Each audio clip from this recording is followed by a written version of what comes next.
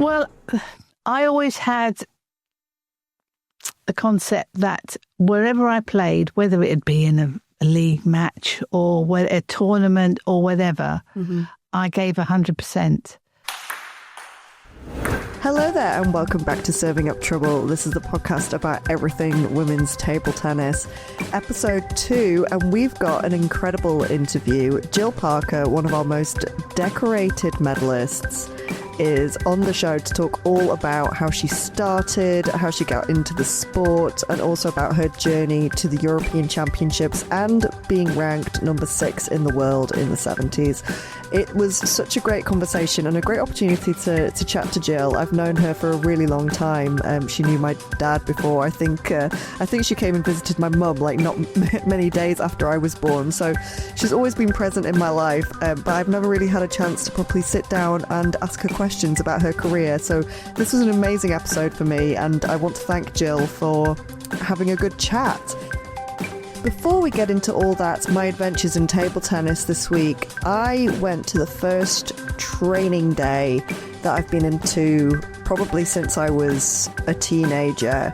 I struggled a bit, you know. I think it was a crisis of confidence. I hadn't done drills or any of that kind of training in a really long time, and I think having maybe a bit of an expectation put on me to know some of these things, to know some of these drills, to know how to answer to certain things. I think I did feel a little bit awkward going into the space again. And also maybe because I was about, twice the age as most of the other kids that were there. But, I'm really happy that I had the opportunity to go, that this training day was open to having some older people there. I did learn some good tips. So it's been a mixed day. It's been a mixed week in my adventures in table tennis, but I am determined to get back on track. And with that all out of the way, here is my interview with the one and only Jill Parker. Hello everybody and welcome to Serving Up Trouble. This is the podcast all about women's table tennis, and today my special guest is Jill Parker. So Jill Parker is one of our most decorated players, and during her career she reached England number 1 and won the national singles trophy 7 times. I think Tintin like crawling up on you there a little bit? Yes, she is. I watched her last year and I thought, well, here we go. Here we go. Yeah, is it the next one she might? I think maybe she needs one more to match you. That's right, yes, yeah. So we'll have to find out if she does that. Yeah. Internationally, she achieved a women's doubles bronze in 1973, worked her way to European number 1 and placed 6th in the world rankings in 1976 after winning gold at the European Championships in Prague in singles and doubles. I think your doubles partner was Linda Howard, or now Jarvis. That's correct, yes. Yeah. And still, a lifelong friend. So, Really? You still chat with her as well? Yes. In fact, I'm meeting with her husband in April because we're doing a 24-hour marathon with several other players to raise money for cancer research. So. Oh, fantastic. Because he'll be picking the bat up again for that. Yes, but I've got a dodgy knee now, so I don't think I'll be, going back and defending. I think, I'll stay up to the table so I don't twist my knee. The classic style won't be on display in that way. Unfortunately not, no. You make regular appearances at all sorts of events up and down the country, so people will be familiar with your face as well, seeing you at different events, which is lovely. Yeah, I'm really keen to go to as much events as possible. Women's British League, that was a phenomenal event with, I think there was seven leagues. Yeah, they've increased the amount of divisions in the Women's British League, which is just fabulous. No, that was brilliant. And then, last weekend or weekend before, I just lose track now, but we went and watched the national series, and it's good to see the youngsters and how they're improving. And, I think we've got some, good youngsters coming along, both male and female. Yeah. Brilliant. I'm going to start off kind of talking a bit about what I think you're probably most well known for within the table tennis world, which is your European gold in 1976, and that was in the doubles and in the singles. I just want you, what was your life like at that time? What was the training like, before you kind of went on the table for that event? What was like the build up like to that event? Well, we generally had every month we had training camps at Lillishall, but leading up to a big event like that, then we had more intensive training. And that was all the squad players had to be there together. And we trained hard, but we enjoyed it and it was fun. And socially, we were sort of together in the evening. At night we'd probably, there was a bar there, not that we were drinking, but it just happened to be there with a TV. And but we was socially as well as training. It was very good. Happy memories. And who were the people you were training with at that time? Was that like Linda and? There was Linda. Oh gosh, you're asking me now. There would have been Carol Knight. Yeah. Probably. Oh gosh, who was in the team? But we played against the boys as well, so it was all mixed. It was all mixed up. Yeah. Yes. Yeah. And then kind of going into that competition, so you'd already played and kind of done bronze and silver previously before kind of achieving the gold. What was your mindset kind of going in? Did you know that like the gold was the goal, or? Well, I always had the concept that wherever I played, whether it'd be in a league match or a tournament or whatever, I gave 100%. So I thought, well, I'm going to do my best. If I won, that's great. If I lost, well, I couldn't do any more than my best. So I never put any pressure on myself. And I, both my husband, Don Parker, and I sort of instilled that within our children, that, go out there and give 100% and do your best. And if you win, brilliant. If you don't, then, you learn from that. Yeah, that's the reward is like, you might not have won the match, but you'll gain experience that'll like go into when you play next kind of thing. Exactly. And I always had a little book that I carried around with me because you play so many international players, you can't remember all the faults or weaknesses or things that you try to avoid. So I used to write them in a book.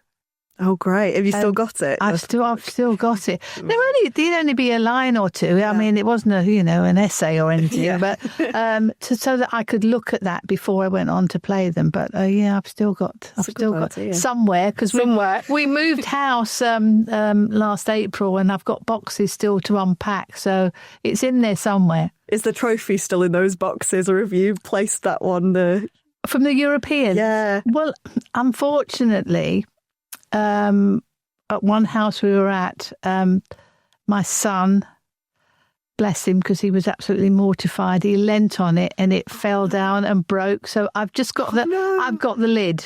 Oh. I've got the lid, and it was cut glass. So because that was from Prague. Oh, bless him. But it's a memory. It's in my heart. So And you've got the lid. Yes, so I've got the lid, and I keep that away from him. Yeah, so as far away as possible.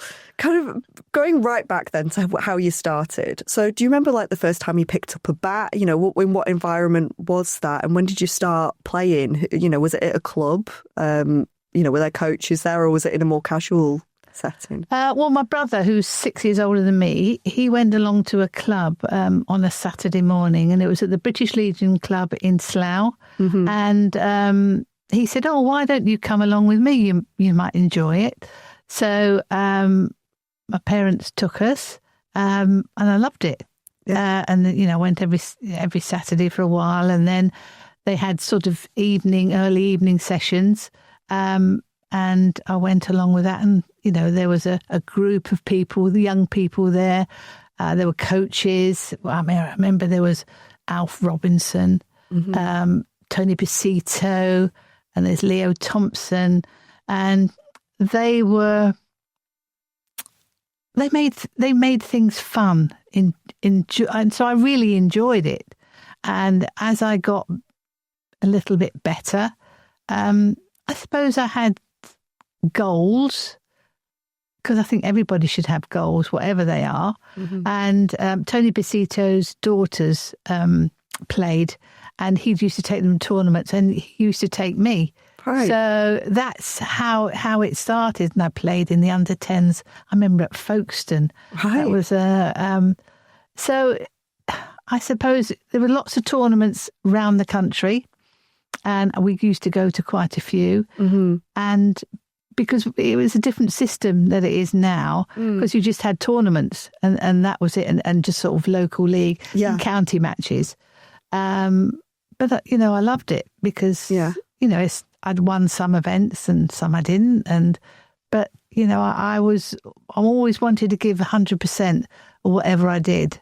Yeah. And, but for me, it was enjoyment meeting, lots of people who went to those tournaments as well. So, long life friends that you make, You develop a community, don't you? And, I remember starting in Blackpool, I still talked, even though I don't live there anymore and I haven't been to the club in a long time, when we see each other, it's like a bit of a table tennis family. It's like I've got lots of table tennis uncles and aunts that I see, regularly and things like that. So especially when you go together to tournaments and things like that, so it creates a really nice bond, doesn't it? Yeah, it does.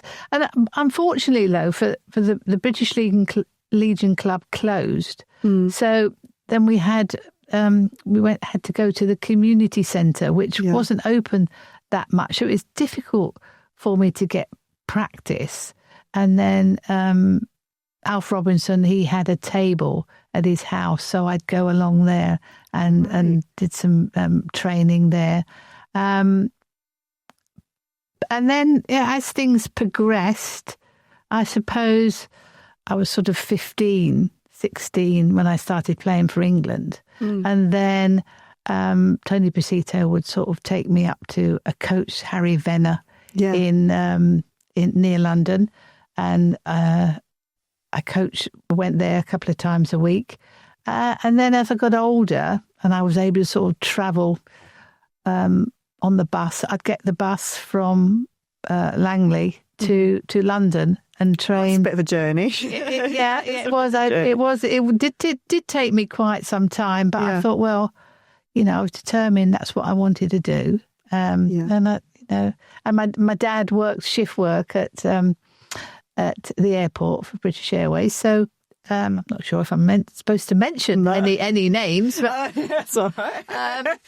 And so it was difficult, to get me there. So I had to make my own way. How did the kind of the playing for England come about? So when you were going from playing kind of casually in a club and playing in the civil service place, at what point did it kind of become a slightly more serious thing? You're still enjoying it, but at what point did kind of the England question kind of come into it?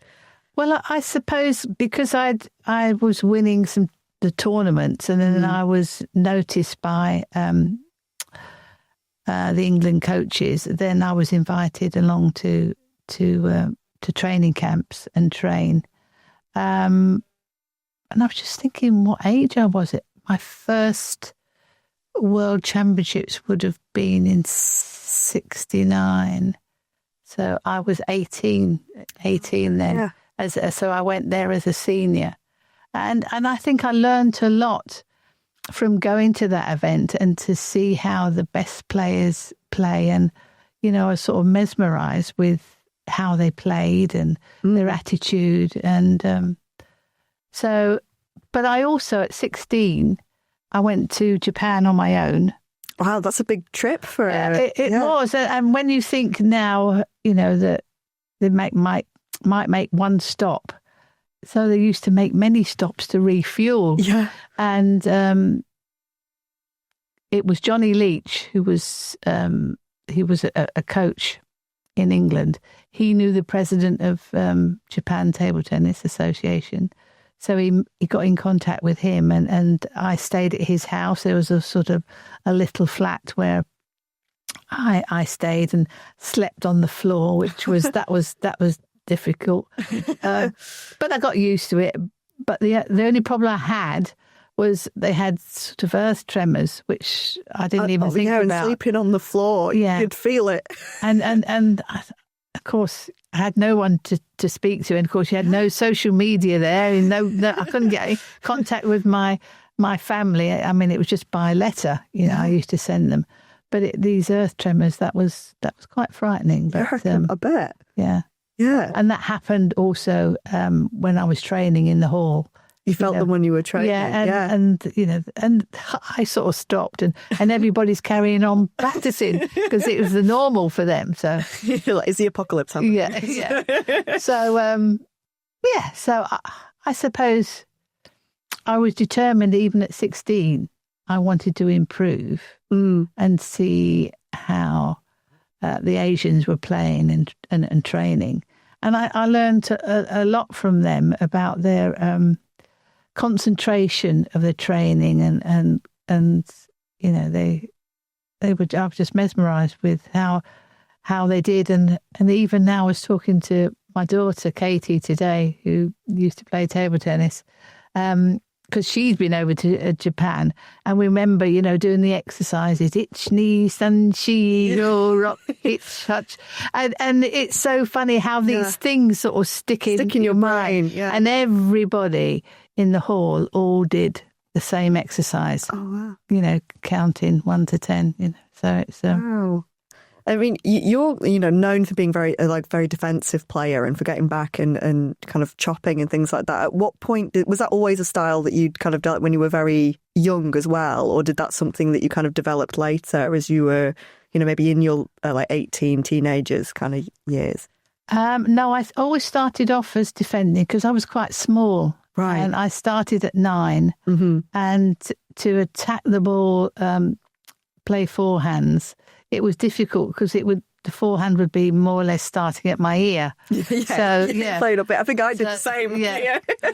And so I played defensively right from the word go, and I think sometimes, I don't know whether it's a bit like your temperament, because I'm quite sort of placid. But then I had to learn to play attacking shots as well to break the game up. So I just come in and hit the odd one. So that's probably a bit like me. I'm quite placid, but then. Can you? Yeah, I'm a bit fiery as well. My dad was saying that when I told him that I was doing this, he was like, "Oh yeah, I had a knock with her once and I couldn't lift the bus. It's just straight under. I couldn't do it." Yeah, well, I suppose the coaches taught me how to put backspin on the ball, but also put no spin on the ball, because a lot of the time you see some defenders and the same spin will be on. In fact, you'd call them more retrievers than anything. Yeah. It'd be brilliant to actually watch. They'd be away from the table. But if you're mixing the ball up, then your opponent, has to adjust their bat angle when they're playing against chop and float. Yeah, you have to think a little bit more about what's coming back at you. Yeah, and did you find that playing defensively? We don't have that many female defenders now. I can't really think not in the Prem division. But do you think that varying in style kind of helped you as you started climbing the world rankings? I think because not many played like me. Although there was quite a few defenders, but they played very differently from me. And I probably varied the ball a lot more. If I chopped the ball, it was very heavy. And then there'd be no spin. And sometimes if I made contact under the table, they didn't know what spin I was doing. Yeah, because you're low down. But then, an opponent's got to be looking at how the ball is going over the table. And if it's got no spin, you can actually see the writing on the ball if you look close enough. Yeah. So some people could play me really well. Chinese could play me really well. But, some European players had difficulty. Yeah. And how did that work with the doubles dynamic as well? Was that something that you practiced quite a lot? I mean, especially with Linda, did you practice doing doubles and how your styles would work together? Yeah, we practiced a lot at training camps. Yeah. And because Linda was a blocker, we complemented well together, because sometimes if I went back and chopped the ball and they lifted it, she could block it, or if I had no spin on the ball, and it popped up, she could then put it away. Yeah. So you kind of like work together. Yes, tactically, that's quite a clever way around it. Yeah. But Linda was a very good doubles player anyway, because she played a lot with Desmond Douglas, and they had a lot of successes. Yeah, that's a good team as well. Yeah, a good team. We're having a quick break here for our tip of the week. Every week, I've asked someone from the table tennis community to contribute a little nugget of wisdom that can help you on the table. And this week, our tip comes from Tyler Anderson. Okay, I'm Tyler Anderson, and I'm providing a tip of the week for Chloe. My tip is against choppers, to make sure you always change the rhythm, so don't keep playing topspin to the pimples. Make sure you move them from side to side, and make sure you bring them in and out as well. That's some great advice there from Tyler. And Tyler has recently set up his own club, so be sure to follow him on Instagram to see all of the great stuff that he's getting up to. Back to the interview. What do you think it is that kind of makes a good defensive player? As you kind of already said, like a bit of variation on the ball. Is it also maybe, in the modern game as well, being able to think a bit more tactically? I think there aren't many defensive players now in the game, men or women. More in the women, and they tend to be Asian. Mm-hmm. But you have to have a very good attack. Yeah, you've got to have a bit of both. Yeah, because if you're away from the table just defending, technology has helped the attackers with the rubbers. Mm-hmm. So I think that's why you've lost some defensive players. But because they take the ball that much earlier now, so that's more difficult for the defensive players. But if you are a defender, then you've got to have a good attack. I mean, if you see any of the defenders playing now, they've their first ball, if they topspin it, is really fast and hard. Yeah.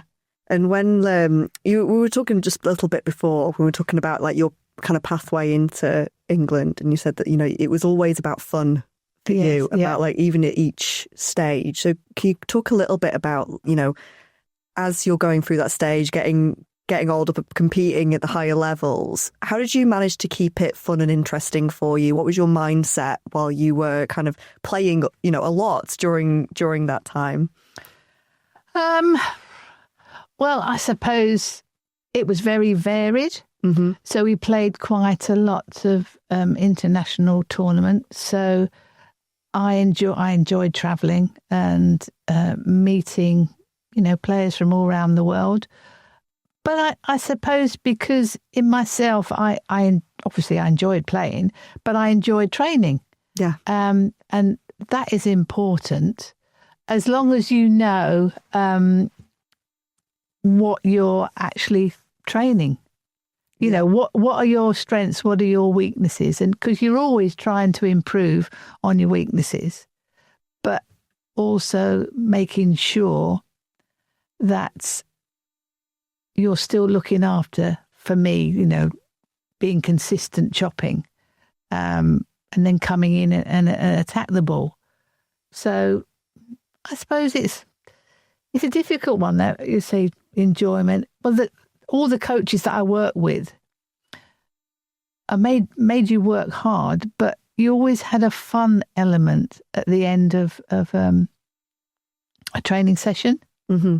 And that to me is important. And then the squad gelled together with that.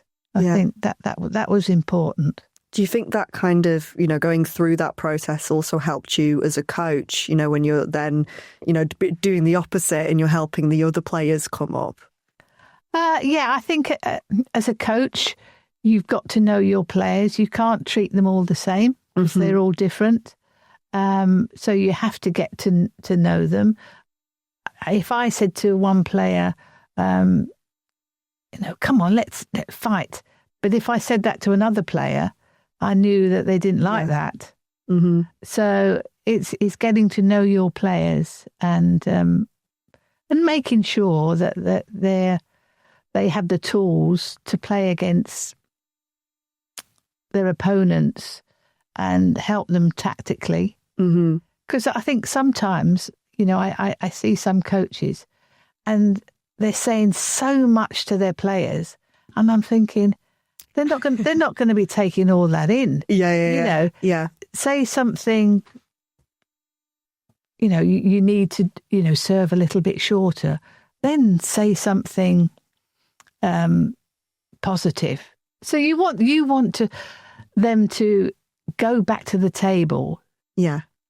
Thinking positive, and I'm doing the right thing. Yeah. But it's something we call it the hamburger. Yes, and you I think I've heard of. Yeah, that's right. And then you tell them something in the middle, and then you go back. They go back with something positive you've just told them. Yeah, like the praise burger, isn't it? Yes, it's like something good that you've been doing. Yeah. Something you can improve, and then some encouragement at the end. Yeah, you said that far better than I did, Chloe. Yeah, I remember it from training and stuff. I think it was like a Lily Shaw camp thing. I remember that being, it's a good way to, even if you're like, helping your own teammates in the corner. We do it at British League as well. With our team, we kind of do the little hamburger thing where it's like something you've been doing really well, and then this is something you could improve on that will help with the player, and then kind of like a come on thing at the end to like pump you up a little bit. Yeah. So I just think, you don't need to give them reams and reams and reams. Don't need an essay. No. Maybe after. Yeah, maybe after. But, and then sometimes you want them to say something. Yeah. What are you happy with? What aren't you happy with? And it's not about just the coach just talking at the player. Yeah. You've got to have, some feedback from the player as well. Yeah. How do you think, the women's scene has kind of changed from when you started and to recently? Is it very different with the amount of women playing? Did you have a lot of women's competitions? Were there a lot of girls playing when you were kind of coming through? I've tried to sort of put my thinking cap on because, it's many years ago since I was a youngster. But I would say we had a lot of female players playing. But I think the emphasis is a lot more, which is quite right, both for boys and girls, is getting their education. It's getting that right balance. I don't think you should play 100% table tennis and just disregard, because you don't know what's around the corner. Yeah. You don't know how you're going to be in terms of success. So I think if you can get the education behind you, that's, for me, is very important. And then you can play afterwards. Yeah. But it's very difficult for the girls to actually earn money. Yeah. And I think that's why I know my daughter. She got to England #1. But she thought, I don't know if I'm going to actually make it internationally. Yeah. And then she made that decision to do her education. Yeah. That was fine. But we always let her make that decision. Yeah. For herself.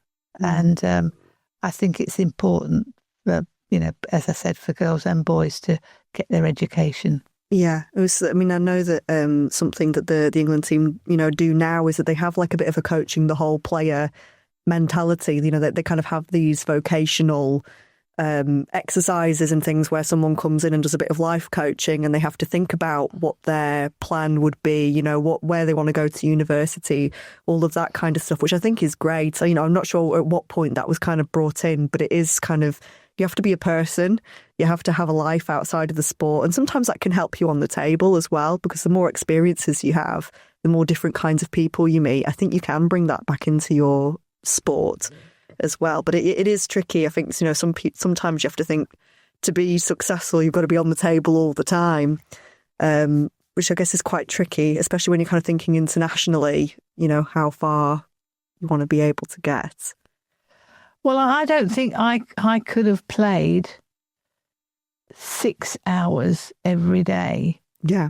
for 5 days a week. Yeah. I think that would have. Well, I don't know. I think that far, too much.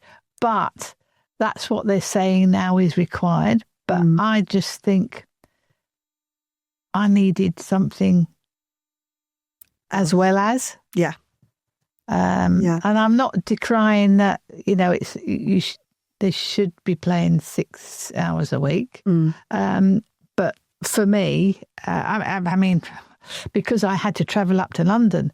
Yeah. So that took up quite a bit of my time. But then I was able to relax and read. So I suppose that was a bit of my relaxation, although it was travel. Yeah, I'm on the. And I mean, sometimes I'd go. I mean, when I lived in Surrey, and I got the train up to. I think it was Waterloo, and then I got the underground to Stockwell. Right. Well, I wouldn't dream. Then I'd go walk through, the estates, and then at night when it was dark, I'd walk, and I thought I'd never dream of doing that now. No, you wouldn't. Oh, well, now we'd have the Lizzie line, you see. So Elizabeth line would be so easy for you now. Yeah, it'll change. But I used to have to do that to and get to Effingham Junction. I remember that, and then it's a bit of a trek. Yeah. It definitely is a bit of a journey, and we're like thinking about women and girls stuff. I mean, was there anybody that was kind of above you that you looked up to, or anyone that like inspired you a bit, or what was that kind of? Well, I've been thinking about that, and there wasn't one player that I looked up to. I think it was the coaches who I worked with that inspired me, to get better and to improve. Mm-hmm. So there wasn't a defensive player. Yeah. I mean, the only one I would say, because I'd watched him play in the final in 1969, was Ebbe Scholler. Right. From Germany, and I was just mesmerised with him because I mean he had just a fantastic defence. But that was sort of a one-off. I didn't sort of go round to tournaments and look and see him play. Yeah. I just looked at anybody who was defensive just to pick up ideas, and so there wasn't one. Yeah, one person that really inspired me, but it I would say it was the coaches that inspired me. Yeah. Was there a coach that would help you with your defence, like a coach that also played defensive themselves that would kind of help you with a bit of that technique, or was that something that you kind of, through watching people, like you've just said, kind of picked up? I think a bit of both. Brian Merritt, who was the coach in 1976 when I won the Europeans, he was a defensive player. Mm-hmm. So I listened quite a lot to him, and he did help me. Yeah. Yeah. I think, now we've got like the She Coaches scheme that they've pulled up. They're trying to get more female coaches into those positions and go into tournaments with the girls. And I mean, I was thinking about this when I first reached out to you, because Katie used to train me when I was like first started doing these at the table when I was so too small. But I think it does make an impact, sometimes to the younger ones, to have a female coach kind of come in, because I used to think she was amazing. No, she is amazing. But it's like when she came in and it was like, oh, she's a pro and she's really, really good. And because there wasn't that many girls playing at the time in the Blackpool club, I think I latched onto her a little bit. And I think that helped me when I was just starting out to kind of stick with it. But I think even more than that is that sense of fun that you were talking about. I think that's kind of across everything, that, when you're starting out, you need to love it and you need to be encouraged to enjoy it and things like that. So have you got any kind of tips for coaches that maybe they've got some new starters, some people that have just started playing, and they want to kind of encourage them to keep going, what kind of advice would you give to maybe a coach that's trying to encourage the next generation really to watch him? I know I've said it quite a bit. I think the coaches have got to make it fun. Mm-hmm. They can't sort of be regimental with them. And girls are, as sensitive. Mm-hmm. And some boys are as well. Yeah. But I think, stepping stones for me, little goals that they can achieve, for beginners. Yeah. Obviously, if you get the right grip and, let's get 5 over the table. Mm-hmm. And I think they have, little things that they put on the tables now for targets, just to make it fun for them and not the same thing every week. Yeah. I think that's important. It's interesting that Romania have a club just for girls. Right. And that's been going for many, many years. And, I think Soch has come from that club. And they've been so successful. Yeah. So it'd be interesting. I've never been there, but that would be interesting just to find out. See what they do. Yes, with the starter. How they start off and how they progress. I think sometimes that community can help as well. I was talking to Sally, who was saying that, almost maybe a bring a friend thing can help with the girls because they like it when they're doing something together. And I think sometimes that competitive element kind of gets in the way with, not with me. I love competing. Yeah, well, I'm the same. But I know that there are some women and some girls that don't like that early on, because they want to be friends and they don't especially when they're younger and they feel like, oh, I'm competing with my friend a little bit. It becomes a bit of a mental block. So I think sometimes having that community and having a friendship, and if it's like a full club, with women and girls, it becomes less of a thing because you're all playing against each other. You're all training with each other and trying to improve and things like that. So maybe it's kind of taking away that single competitive need perhaps. But yeah, I think that's, if you get a group of them going together, I mean, that would be perfect. I mean, Sally Hughes, she's done phenomenal work, hasn't she, with these tournaments and trying to get girls and women to play.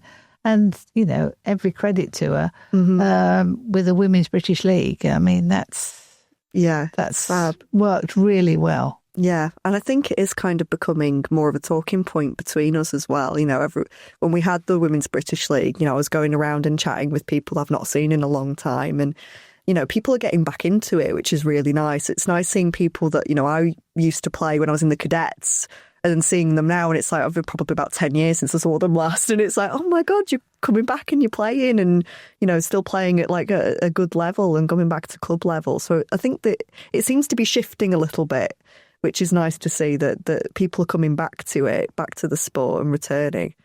Are you going to return anytime soon? Oh, no, I doubt it. I don't think my knee will take it. Not to get back to the table and then come back in for a short ball. No, definitely won't be able to do that. But I mean, I think that's great. With the she coaches as well. We've got to encourage female coaches to work with the players, and I think if that can multiply.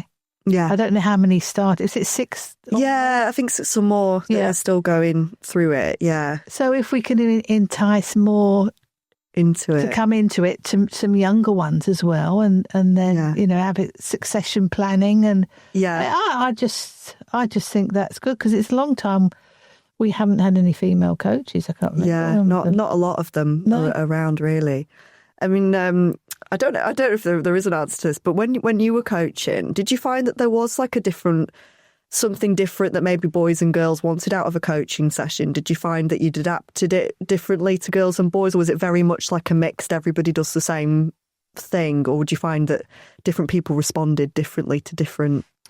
Well, if I took a training camp, then obviously you knew what work you wanted to do with the boys and the girls. They could be different, they could be the same. So you just adapt and if the boys played against the girls, you make sure there was an exercise that they could both get something out of it. Yeah. I think that's the most important thing, because what you don't want is the boy resenting having to play against a girl, which sometimes that could happen. Still happens in local league, although it's quite nice when you win, though. Yeah. Oh, yeah. It's always nice when you win, isn't it, Claire? Well, it is always nice when you win. Kind of wrapping up this discussion, is there like a moment within your playing career that you're especially proud of? You know, something that you think of that you're like, oh yeah, that was like a really high point for me when I was playing. I suppose winning the European singles in 1976. I mean, I've got this picture with my arms above my head, say, oh God, I've done it. Yeah. You know, I've won it. You know, and that would be the moment for me. I lost in 78 and I also lost in 82. But to great players. Mm-hmm. It would be nice to have won another one, but nicked another title. Yeah, hey ho, I got a singles and a doubles that year, so that was great. But also out of table tennis was getting my MBE from the Queen at Buckingham Palace. I mean that was fantastic. A day I'll never forget. Yeah, brilliant. Yeah, that must have been a wonderful experience going there and doing that, and kind of knowing that it's for something that's like really important to you as well. Yeah, I suppose you think, well, I've got that because of, how much effort I'd put in for table tennis, and it was for services to table tennis. And from that, sort of a year or so later, I got invited to lunch. Wow. At Buckingham Palace, and there were sort of 10 people round a dining room table, very sort of informal. Mm-hmm. And I sat next to Prince Philip, and wow, Sinclair was there. The one who made those electric cars. Oh, yeah. What a group of people around the table. Yeah, and I think Archbishop of Canterbury was there as well. So I didn't sort of realise, the impact of that at the time. Yeah. But when I thought about it, I thought, gosh, I've gone to a private dining. Yeah, with the royals. Yeah, and I remember sort of waiting in this room, and the Queen came in with the corgis, and it was like, and it was just... That's amazing. Yeah.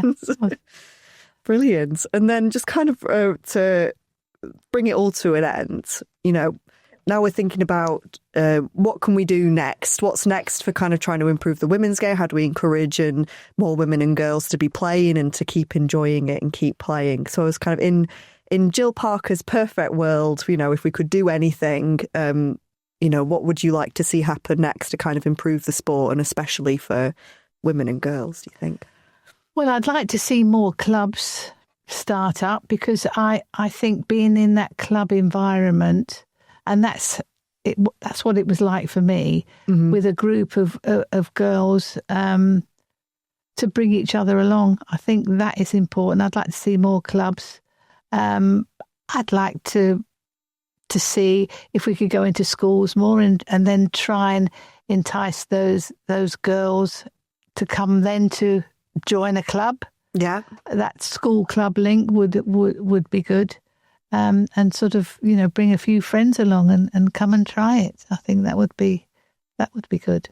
Yeah, that'd be great. Thank you so much for chatting with me. It's been a lot of fun. It's been nice to talk with you properly. Actually, I don't think we get that much time to really talk like this when I see you out and about. So it's been really lovely. Thank you very much. Oh, that's okay, Claire. I really enjoyed it. There's just enough time now for my champion of the week, and this week my champion is Manika Batra. Manika Batra is an Indian table tennis player from Delhi. She is a triple gold medalist at the South Asian Games, a double gold medalist at the Commonwealth Games, and a bronze medalist at the Asian Games, Asian Championships and Asian Cup. She plays with long pimps and no sponge on the backhand. She was awarded the Major Dhyan Chand Khel Ratna, which is a bit like our Sports Personality of the Year in 2020.